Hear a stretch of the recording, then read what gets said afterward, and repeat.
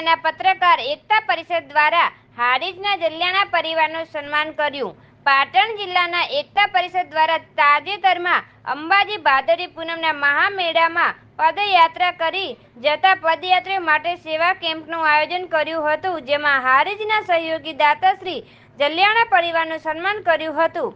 અંબાજી નજીક આવેલા જાલોદરા ગામ નજીક ધોરી ગામમાં પાટિયા પાસે ભાદરવી પૂનમના મહામેળામાં પદયાત્રા કરી જતા દર્શનાર્થીઓને સેવા માટે પાટણ જિલ્લા પત્રકાર એકતા પરિષદ દ્વારા દાતાઓનો સહયોગથી મેડિકલ, મકાઈ તથા ચા નાસ્તાનો કેમ્પ રાખ્યો હતો.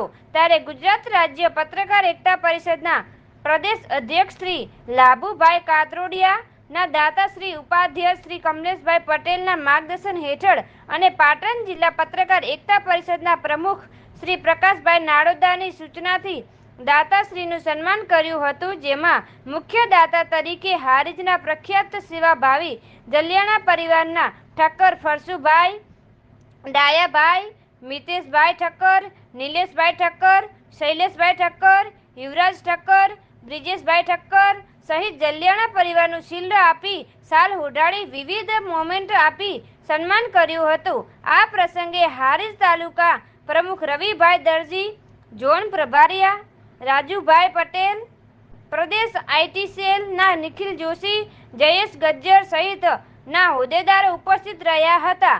રિપોર્ટર જયેશ ગજ્જર, પાટણ. જોતા રહો વિશ્વ સર્જન ન્યૂઝ પાટણ. અમારી ચેનલને લાઈક કરો, શેર કરો, સબસ્ક્રાઇબ કરો.